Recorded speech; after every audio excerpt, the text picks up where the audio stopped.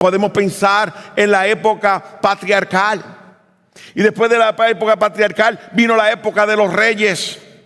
Y durante los reyes vemos, hermanos, la historia hebraica, donde cuando viene el pecado de ellos y entran en cautividad, entran, hermanos, y caen en manos de los babilonios. Y vemos la temporada de los babilonios. Y luego de eso vemos, hermanos, que se presenta el tiempo de los medos y los persas en el libro de Daniel. Y nosotros podemos estudiar en el tiempo de los medos y los persas el libro de Esther o el libro de Ruth. Podemos pensar, hermano, en la historia que Dios controla, que después de los medos y los persas se levantó el imperio griego. Y cada uno de ellos fue aportando algo para que llegara el cumplimiento de Dios, del tiempo de Dios. Después de los grecos vinieron los macabeos. Pero ahora quien estaba en control del reino, del imperio, era Roma. Ahora dice, ¿por qué esto es importante? Porque, hermano, cada uno de estos tiempos dejó una huella que marcó la historia hebraica que nosotros encontramos en el tiempo de Cristo. Si pensamos en el tiempo del periodo de los medos y los persas, podemos recordar, hermanos, que fue Ciro quien los envió otra vez a reconstruir el templo que había construido Salomón. Y podemos ver que durante ese tiempo de los medos y los persas se forman lo que nosotros vamos a ver, las sinagogas, un lugar frecuentado por Jesucristo. En el tiempo de los griegos encontramos, hermanos, que la aportación más importante fue que el idioma del imperio se convirtió en el ¿qué? En el griego. Y el griego era lengua perfecta para transmitir y escribir el Nuevo Testamento. Un lenguaje rico, expresivo, un lenguaje, hermano, que es sumamente específico. Pensemos en la palabra amor. La palabra amor en español, amor. En griego, 4 palabras diferentes para expresar diferentes connotaciones que nos demuestran a nosotros el carácter de nuestro Dios. Pensemos en la época de los macabeos. Fue ahí donde nacieron los fariseos, los saduceos, el concilio. O la época de los romanos, que es cuando él nace, el gobierno local limitado. Y lo más reconocido que todos todavía conocemos, la paz romana. Un periodo, hermanos, que por causa de la organización que existía en el gobierno local del imperio romano, proveía quizás paz para las personas que estaban viviendo. Por lo menos había seguridad en las calles. Y Cristo Jesús nace en ese tiempo. En el tiempo cuando durante los romanos se desarrolló una cantidad de carreteras que comenzaron a unificar el reino. Y Cristo viajaba por ellas. Pablo pudo tener la oportunidad de dar sus viajes misioneros. Es decir, lo que yo quiero que entendamos, hermanos, es que Dios no se ha equivocado en el tiempo que Él hace las cosas. Y si nosotros estamos aquí y no estuvimos en ese tiempo, porque Dios sabía que nosotros necesitábamos vivir en este tiempo, porque Él está en control de las cosas. No solamente encontramos esto en los primeros versos, sino que dice que todos se estaban dirigiendo a inscribirse en un censo.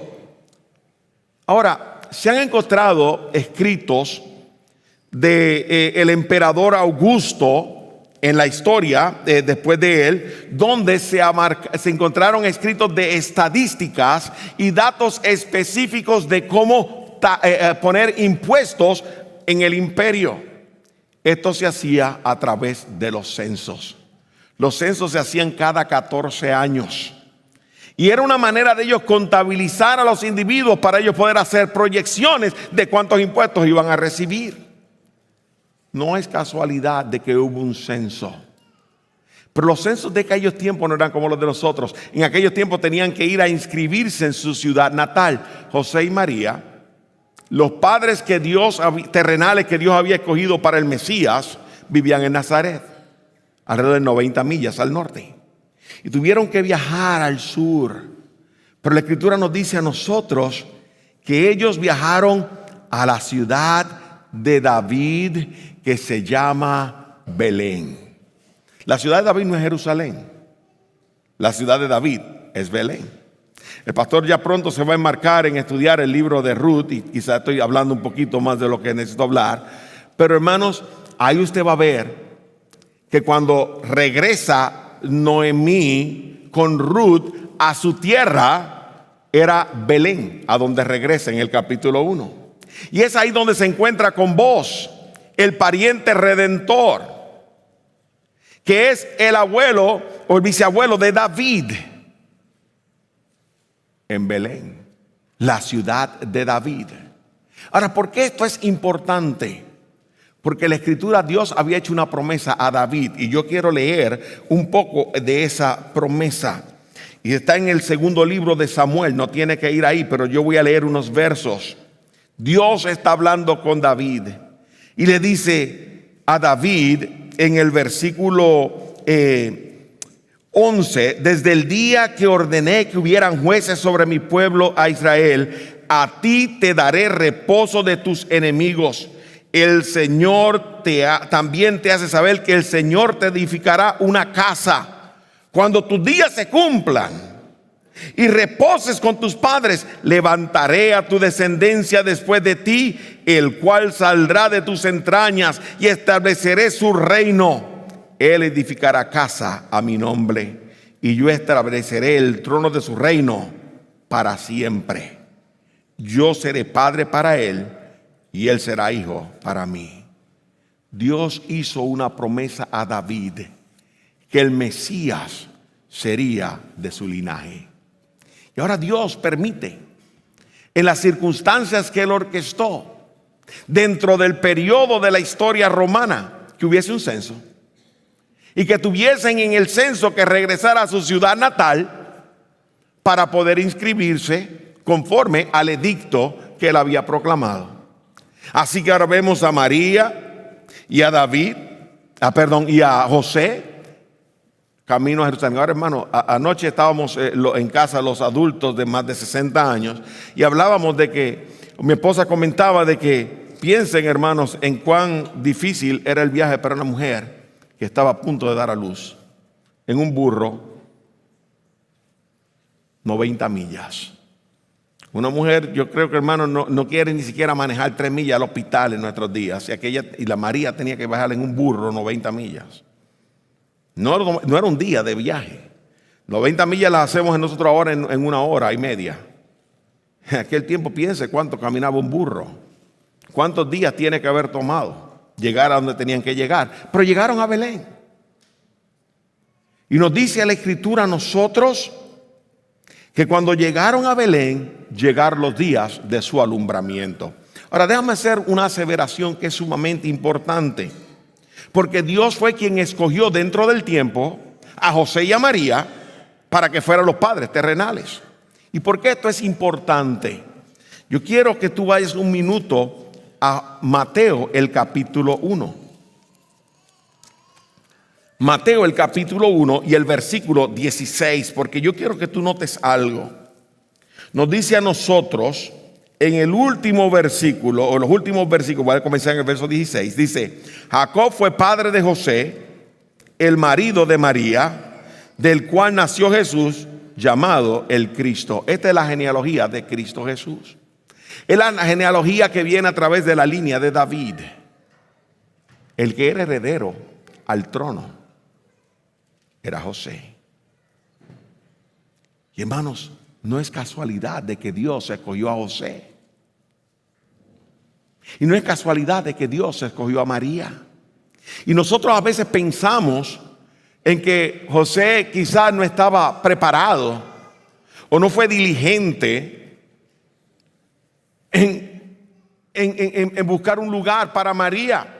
Y cuando tenemos la palabra mesón, pensamos que él fue de hostal a hostal, o de hotel a hotel, o de motel a motel, buscando una habitación. Déjame darte una noticia, hermano. La palabra que utiliza para mesón en Lucas, el capítulo 2, no es un lugar donde se paga para dormir. Esa palabra se utiliza en la parábola del buen samaritano.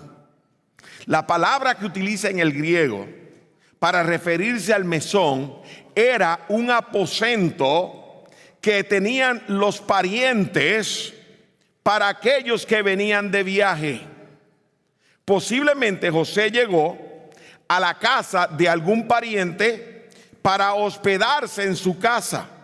Pero posiblemente la probabilidad es que alguien había llegado antes que él, o que eran demasiado pobres para tener dos habitaciones. En aquel tiempo las casas tenían dos habitaciones.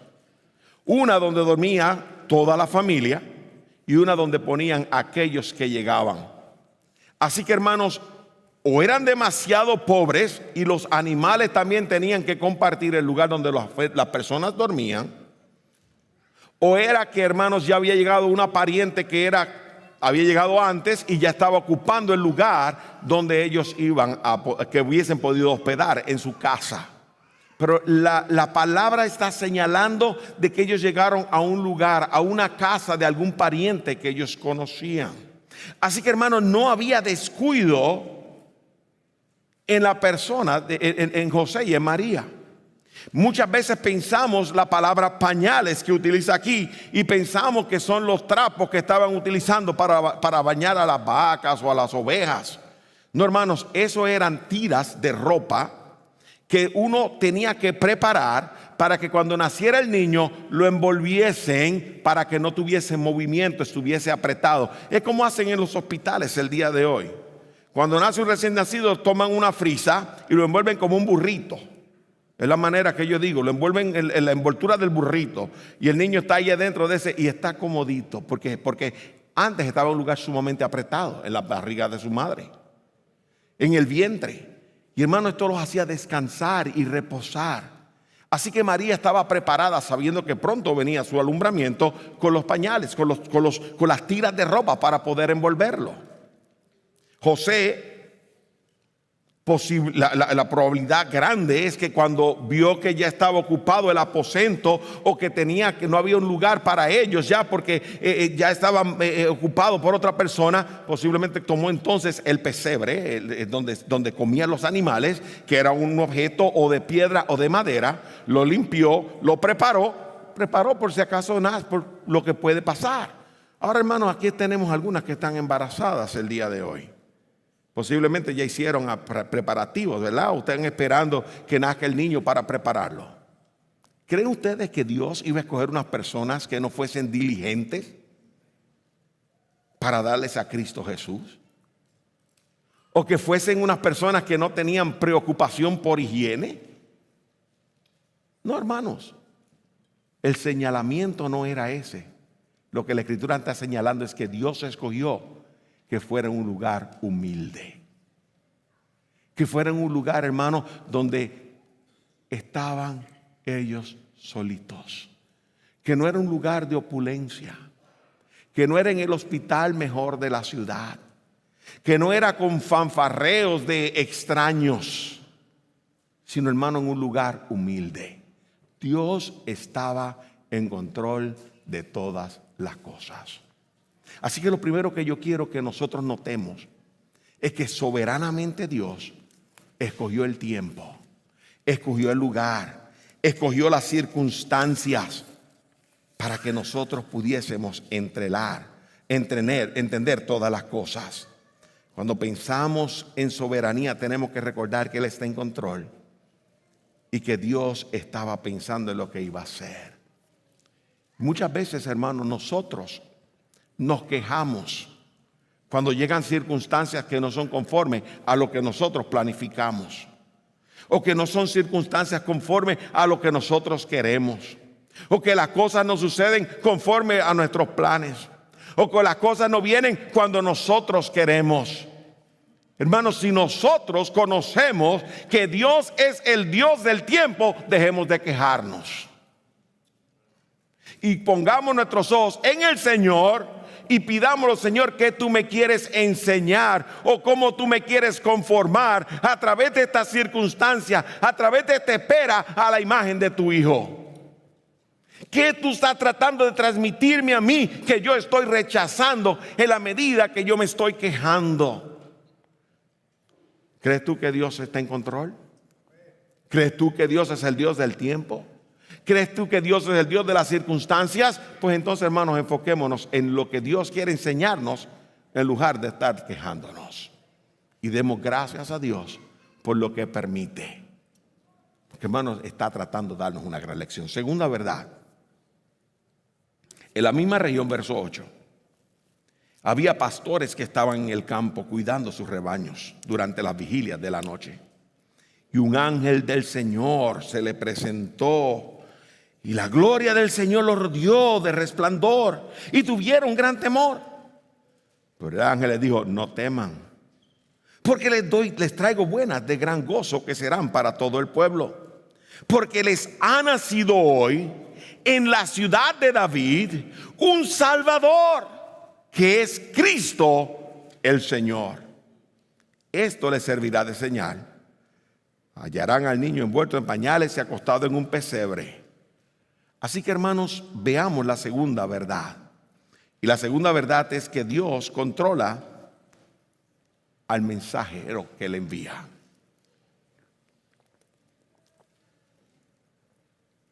Hermanos, Dios fue el que controló, el que dijo, o el que escogió el ángel que vino. Y Dios también le dio el mensaje que él había de transmitir. La palabra que se utiliza para mensajero es ángeles, ángelos. Y, hermanos, era la idea, la palabra que se utiliza para mensaje es la palabra evangelión, que es evangelio, buenas nuevas. Pero, hermanos, la idea es de aquella persona que venía de parte de un rey o de parte de la persona en autoridad para transmitir el anuncio con toda la autoridad de aquel que lo enviaba. Y si tú notas en el texto, te vemos aquí algunas señales donde nos está diciendo que Dios era el que estaba en control de todas las cosas. Pero, hermanos, lo que también tenemos que observar es que en medio de este control, el objetivo de Dios era exaltar al Hijo que nacía por nosotros, para morir en la cruz por nosotros. Nota, hermanos, primero en el verso 8, que Dios se acercó no a los reyes, no a los sacerdotes, no a los levitas, no a los religiosos, se acercó a los humildes. Se acercó a aquellas personas que posiblemente eran las personas que menos se tenían en estima. A las personas que estaban en cierta, por mirarlo como tal, desechadas inclusive de la integración social. Se acercó a los pastores. ¿Se acuerdan de David?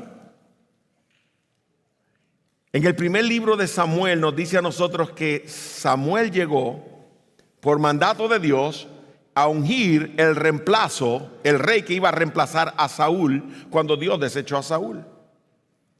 Y él llamó a Elí, le dijo: Elí, trae a tus hijos al lugar alto porque vamos a ofrecer sacrificio y todos tienen que estar presentes. Y Elí llamó a sus hijos, pero dejó uno. ¿A quién dejó fuera? Al pastor de ovejas, aquel que estaba allá en el campo, que era tan pequeño y tan insignificante inclusive a los ojos de su padre, que ni siquiera obedeció la voz del profeta, la voz del hombre de Dios, y dejó a David allá con las ovejas. Pero a ese fue el que escogió Dios. Y no es casualidad de que Dios escogió a los pastores. Hermano, quizás usted hubiese querido ser uno de esos pastores ese día, pero Dios no tenía ese privilegio ni para ti ni para mí. El privilegio que nos ha dado Dios es que estemos hoy, el día de hoy, en Eclesía, escuchando el mensaje de lo que Dios hizo a los pastores, y que nosotros lo agradezcamos, para que nosotros podamos recordar en el tiempo de Dios, cuando Dios también se presentó a través de un ángel, en la autoridad de Dios, a traernos el mensaje, las buenas nuevas. Hermanos, pensemos un momento y trasplántate a esa historia. Dice la Escritura que no solamente estaban estos hombres, el mensajero que llegó, el ángel le reconoce como el ángel del Señor. No se menciona su nombre. Cuando el ángel se presentó a María, dice que se presentó el ángel, ¿quién? Gabriel. Aquí no menciona cuál es el ángel que se presenta. Pudo haber sido Gabriel, pero no lo sabemos. La Escritura no lo menciona. ¿Por qué no es importante? Porque el centro del mensaje no era el ángel. El centro, el enfoque del mensaje era Cristo. Y nosotros tenemos, hermanos, que acordarnos más del mensaje y de la persona de quien es el mensaje que del que lleva el mensaje. Muchas veces a los pastores se les llena el ego grande. Y hermano, uno lee, porque mucho se convirtió tal persona y yo estaba predicando. ¿Qué importa, hermanos? Yo le voy a decir algo, hermano. El día que yo fui salvo, yo no le puedo decir ni cómo se llamaba el mensaje, el mensajero, ni qué día fue exactamente. Recuerdo el momento, recuerdo todo. Pero hermano, yo no sé quién fue el que estaba predicando, porque ¿sabe qué? Eso no era lo que era importante. Lo que era importante es el mensaje, la persona del mensaje, aquel que trae buenas nuevas. Quizá usted está aquí sin Cristo el día de hoy. Y hoy Dios le alumbra su corazón para salvación. Y Dios tiene un encuentro contigo y tú vienes a Cristo y hoy tú dices, hoy fue el día de salvación, Dios me salvó a mí. Yo no soy importante. ¿Qué importa si tú acuerdas mi nombre o no te acuerdas de mi nombre? ¿Qué importa si te acuerdas del nombre del pastor de la iglesia o no te acuerdas del nombre del pastor de la iglesia? Lo que es importante es que te acuerdes de Jesucristo, tu gran Salvador.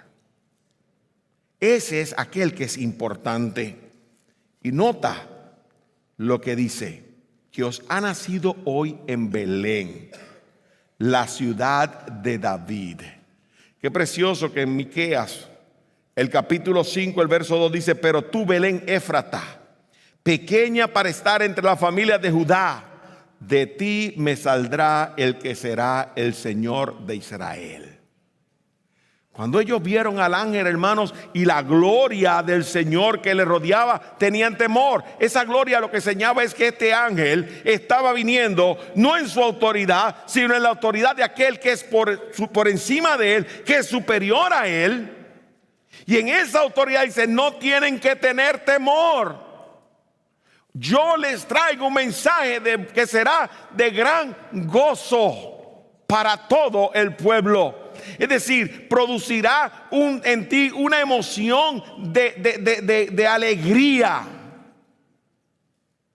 ¿Recuerdas tú el día que viniste a Cristo y recibiste el mensaje? ¿Hubo en ti una emoción de alegría, de gozo? El mensaje de Dios trae, hermanos, gozo al corazón del hombre.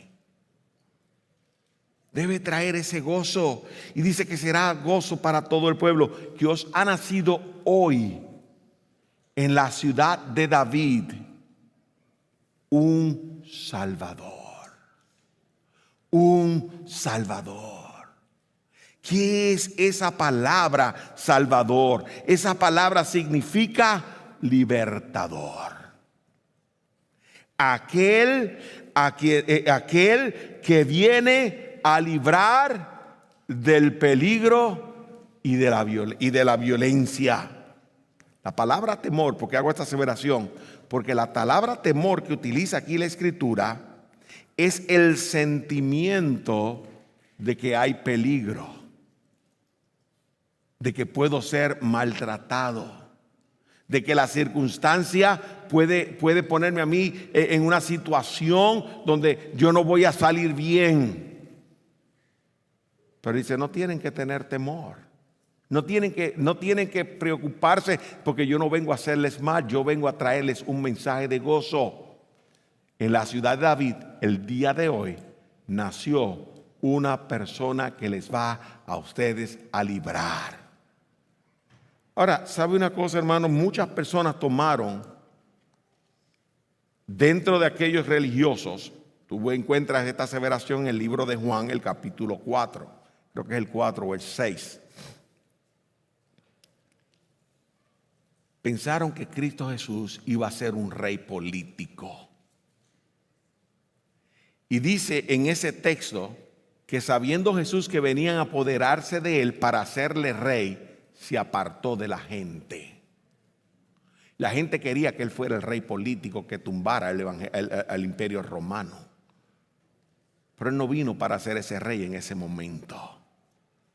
Él vino a librarnos a nosotros de una esclavitud mayor que el reino romano.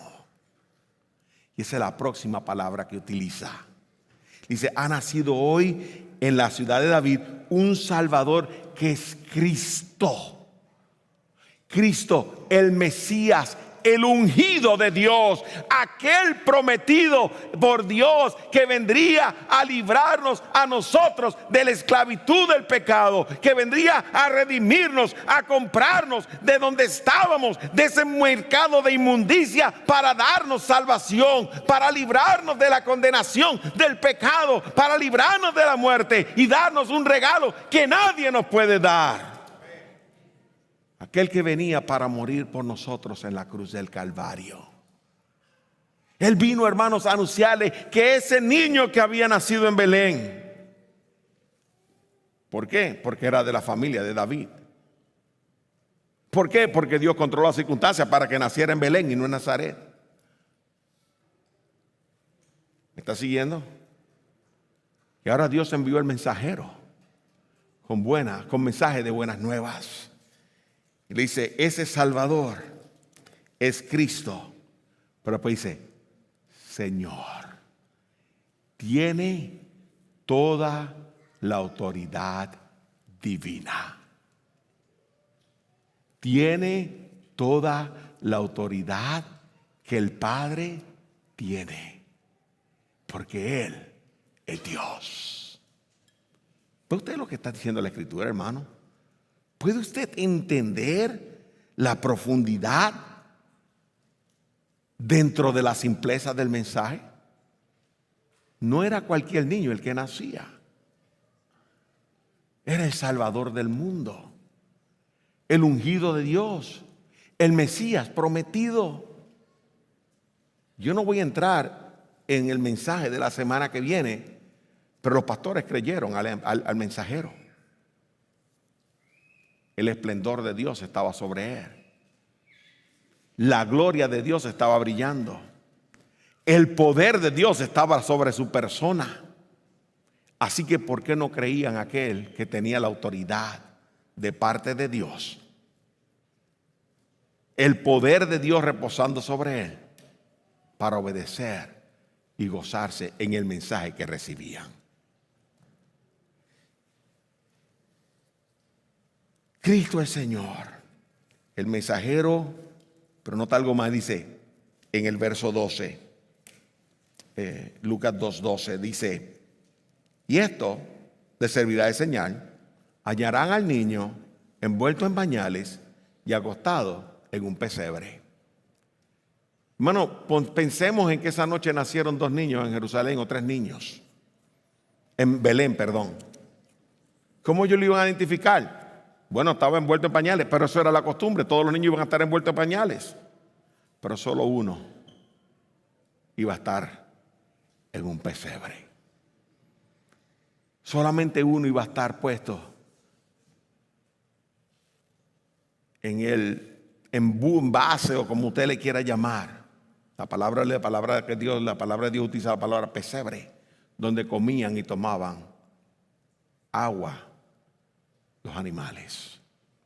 Solamente uno iba a estar acostado ahí. Y ellos llegaron, hermanos, a ese lugar. El mensaje te va a dar las señales. El verdadero mensajero no va a enfocarse en él, va a enfocarse en Cristo. Va a dirigir tu atención a quien verdaderamente merece la atención. Y te va a dar las señales de quién es ese Cristo. El día de hoy te va a decir, el Cristo no solamente nació de una virgen, no solamente nació en un pesebre de forma humilde, también tiene marcas en sus manos y sus pies. Tiene una marca en el costado, porque derramó su sangre por tu persona, para que con su sangre tú tuvieses limpieza de pecado. Pero también te va a decir que al tercer día Dios lo levantó con toda la gloria y el poder, porque había vencido la muerte para siempre. Y por causa de su resurrección, ahora nosotros tenemos la garantía de que hemos sido perdonados y tendremos una vida eterna con Dios. Yo no sé, hermano, cómo tú respondes a las noticias cuando se te presentan, o cómo tú responderías, pero viene a mi mente cuando pienso en cómo responden las personas cuando escuchan el mensaje de salvación. Una joven que yo casé en nuestra iglesia, en Tabernáculo, y mi costumbre cuando daba la consejería matrimonial es escuchar otra vez, número uno, cómo se conocieron, número dos, cuál era la salvación, quería estar seguro de su salvación, y después le siempre hacía una tercera pregunta, que no viene al caso, pero para que usted no tenga curiosidad, yo siempre preguntaba, ¿tú estás seguro 100% de que este es el hombre que Dios tiene para ti? ¿Tú estás seguro 100% de que esta es la mujer que Dios tiene para ti? ¿Que no hay otra persona así? Acuérdate de eso, porque cuando vengan problemas y vengan dificultades, yo te voy a acordar lo que tú me dijiste. Si tú estás seguro hoy, mañana que no venga con duda. Yo se lo decía a sí mismo, pero hermano, cuando me dio su testimonio de salvación, esta joven me dice que ella era niña de 6 años y en la escuela bíblica la maestra le había estado hablando de Jesús. ¿Y quién era Jesús? Y si yo quería conocer a Jesús. Y nos llevaron en línea para ir al baño. Y yo pienso aquí en First Serving, que usted sabe que hay una escalerita que suben al púlpito. Y dice, había una puerta abierta y estaba el pastor predicando. Y yo iba en la parte de atrás de la fila y ellos siguieron para el baño y yo me subí allá al púlpito del pastor. Y el pastor estaba predicando y esa niña se le para al lado y le ala los calzones así. Piensen eso, que Moisés está predicando aquí y de momento aparece un niño por ahí y le hace el pastor así con los 6 años. ¿Cómo reaccionaría Moisés? ¿Cómo reaccionaría yo? Esa fue la pregunta. ¿O cómo reaccionaría usted? Si usted es la mamá de esa niña, ¿qué usted haría? Voy a agarrarla, que es esa muchacha ya trepa en el púlpito, o viene rápido uno de los líderes a bajarla, o viene la maestra corriendo, perdone, porque está interrumpiendo el mensaje. ¿Sabe lo que hizo ese pastor? El pastor paró de predicar y dice, ¿qué tú quieres, mi amor? Yo quiero conocer a Jesús. Wow, en el medio del sermón, ¿sabe lo que hizo ese pastor? Paró el mensaje, aló una silla, la sentó en su pierna y le explicó el mensaje de salvación. Dice, ese día yo conocí a Cristo. ¿Sabe qué? Ese era el mensaje del día para esa iglesia. Porque hermanos, te dice, es que la predicación es importante. Esa alma necesitaba a Cristo. Y ahora que era adulta, nunca se le olvidaba cómo ella vino a Cristo. Una forma única, una forma diferente. Pero Dios hace las cosas diferentes con cada uno de nosotros. Los pastores se le presentó un ángel y les habló rodeado de la gloria y el esplendor de Dios.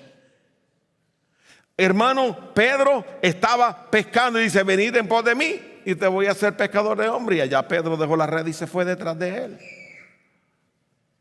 A la mujer del pozo le encontró y le dijo, hey, dame de esa agua que quiero que me des para tomar.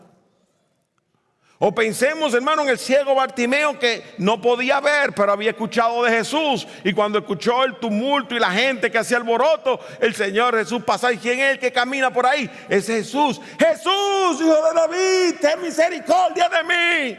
Cállate. Jesús. Y entonces más duro hablaba. Jesús se paró y dice, ven, que venga acá. ¿Qué tú quieres que haga? ¿Qué tú quieres? Hermano, ese hombre tenía fe, no dudó. Dice, yo quiero que tú me des vista, que recobre la vista. Hermano, vino sin dudar. Ese fue el momento del encuentro con Jesús. Allí estaba aquel chaparrito que se subió a un árbol por allá arriba porque quería ver a Jesús. Un ladrón, robándole los impuestos a su gente. Y el Señor Jesús pasaba y de momento, sin mirar, se paró y dijo, hey, Zaqueo, baja del árbol. Oh, el Señor me vio. Acá arriba trepado. Y ahora me llama. Y me necesita. Ven acá, ven, baja del árbol porque yo me voy a quedar hoy en tu casa. Necesita que yo le dé albergue. Y los otros, ¿cómo es posible que va a quedarse en casa de ese ladrón fariseo que lo que hace es robarle a la gente, que es un cobrador de impuestos? ¿Me está usted siguiendo, hermano? Pero Dios se presenta de diferentes maneras a cada uno de nosotros. ¿Cuál fue la circunstancia en tu vida? ¿Cómo te alcanzó el Señor? Dale gracias a Dios de que te vio y te llamó y te salvó. Cristo el Señor. Hermano, es de eso que trata. Es eso lo que nos dice la Escritura. Así que Dios está en control del tiempo. Dios está en control del mensajero. Pero hay algo más, hermano, en los últimos 2 versos que yo quiero que tú notes. Y es en los versículos 13 y 14. De repente, nota, dice: se apareció con el ángel una multitud de los ejércitos celestiales, alabando a Dios y diciendo: gloria a Dios en las alturas y en la tierra paz entre los hombres en quienes Él se complace. Y es que, hermano, el Señor ahora modela un propósito. Y yo dice, ¿qué quieres decir con eso? Modelar un propósito. Yo te quiero que tú pienses y te contestes esta pregunta, y te voy a dar 5 segundos para que te la contestes. No me la vas a decir a mí. ¿Para qué te salvó Dios? ¿Cuál fue el propósito mayor? El propósito más grande para con el cual Dios te salvó. ¿Te lo contestaste? ¿Ya te contestaste? Yo no voy a decirte estás bien o estás mal. Yo te voy a decir lo que yo entiendo que la Escritura enseña. Y está en esa primera palabra: gloria a Dios en las alturas. Si tú vas al libro de Efesios, el capítulo 1, los versículos 13 al 14 nos hablan a nosotros de la obra trinitaria en la salvación. Dice que el Padre escoge, el Hijo redime o paga el precio y el Espíritu Santo consuma la obra, sella, pone el sello de esta es mi propiedad. Pero los 3 hacen esta aseveración: para la gloria de su gracia, dice primero. Después dice para la alabanza de su gloria. Y el tercero dice para la alabanza de su gloria. Hermano, nos dice a fin de que seamos para la alabanza de su gloria. En el versículo 6, para la alabanza de la gloria de su gracia. Y el verso 14, para la alabanza de su gloria. Dios nos salvó para que nosotros le alabemos y le glorifiquemos con nuestra vida. Él tiene un propósito, pero para que ellos lo entendieran, Él lo modeló. Mandó una hueste, un ejército de ángeles, de las celestiales, que vinieron y dijeron: gloria a Dios en las alturas, que ha exaltado a su Hijo y lo ha permitido nacer en un pesebre humildemente. Pero ese es el verdadero Rey, que es el que verdaderamente puede hacer la obra que nadie puede hacer. Es de eso que está hablándonos a nosotros el Evangelio. ¿Y por qué lo sabemos? Porque lo próximo que dice es: y en la tierra paz. Esa palabra paz es el sentimiento. La palabra lo que implica, hermanos, es un sentimiento de que nosotros ya no hay nada que nos puede dañar. Hermano, no hay nada que nos puede robar. Hermanos, no hay nada que nos puede quitar, que no hay nada que nos puede arrebatar de la mano de Dios. Estamos en su mano y en su mano estamos siempre seguros. Pero pastor, ¿y qué pasa si a mí me matan mientras yo estoy predicando? Dios lo permitió con un propósito que quizás tú no puedes entender. Yo no lo necesito entender porque está en su presencia. Pero ¿sabe una cosa, hermano? Otros lo van a entender. Va a alcanzar a alguien por su testimonio. Todo lo que Dios permite es para la alabanza de su gloria. Hermano, y lo que Dios permite en tu vida no es una casualidad. A Dios, escucha la manera que te lo voy a decir, a Dios no se le ocurre nada. A los hombres continuamente nos están ocurriendo las cosas, qué ocurrencia. Pero a Dios no se le ocurre nada, hermano. Dios está en control. Y las cosas que a mí me sorprenden son sorpresas para ti, pero te digo algo, no son sorpresas para Dios. No son sorpresas para Dios. Y lo que me sucede y las circunstancias que atravieso no son casualidad. Dios está en control. Y si está en control, entonces yo necesito aceptarlo y gozarme. Porque el sentimiento de paz va a embargar tu corazón cuando tú puedes centrar tus ojos en aquel que es Cristo el Señor. Anoche nosotros tuvimos la actividad de los hombres 60 años, de los mayores de 60 años. Fue un tremendo, por lo menos para mí fue un tremendo tiempo. Yo me gocé muchísimo. Yo creo que nos gozamos. Tuvimos un buen tiempo, pero estábamos teniendo un momentito para meditar en la temporada en que vivimos. Y si tú le preguntas a un niño qué es lo que más te gusta, qué es lo que cuando tú dices Navidad, qué es lo que va a pensar, posiblemente va a decirte en el Santa Claus. Hermano, lo que está pensando es en regalos. Y el mundo nos hace pensar que esta es una temporada donde tenemos que estar haciendo, es el tiempo de los regalos, es el tiempo de la festividad, es el tiempo de celebrar. Y hermanos, hemos perdido el verdadero sentido de lo que es Navidad. Navidad es la celebración de Cristo.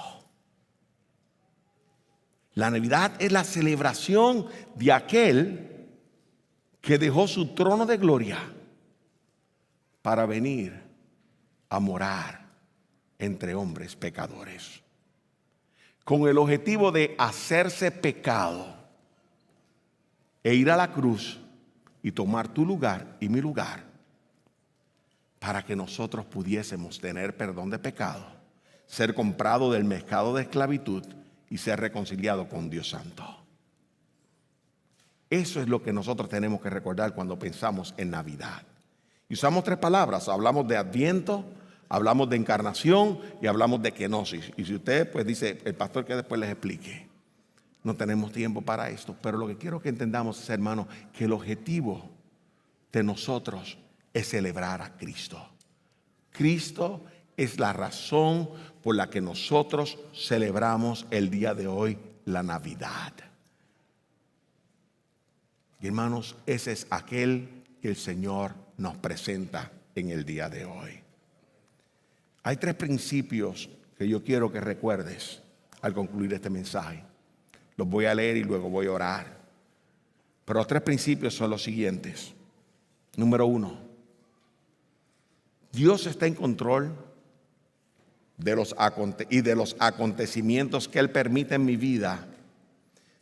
Y estos no son, voy a leerlo como lo escribí. Dios está en control y los acontecimientos que Él permite en mi vida son para que crezca en mi relación y dependencia de Él. La primera pregunta que te hago es: ¿estás tú creciendo en tu conocimiento y en tu relación con Dios?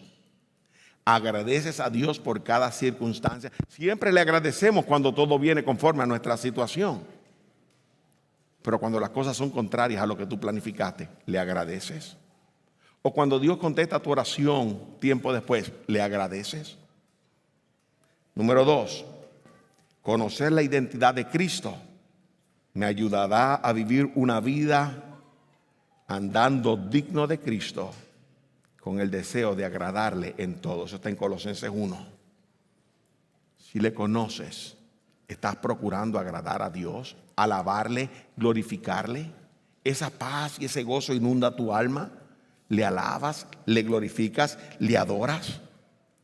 Número 3, mi encuentro con Jesús debe resultar en adoración, alabanza y paz. Fue lo que Dios nos modeló para que nosotros lo practiquemos. ¿Alabas a Dios? ¿Adoras a Dios? ¿Tienes paz en tu corazón? Que Dios nos ayude a enfocarnos en el centro de la Navidad. Cristo Jesús, mi Salvador y mi Señor.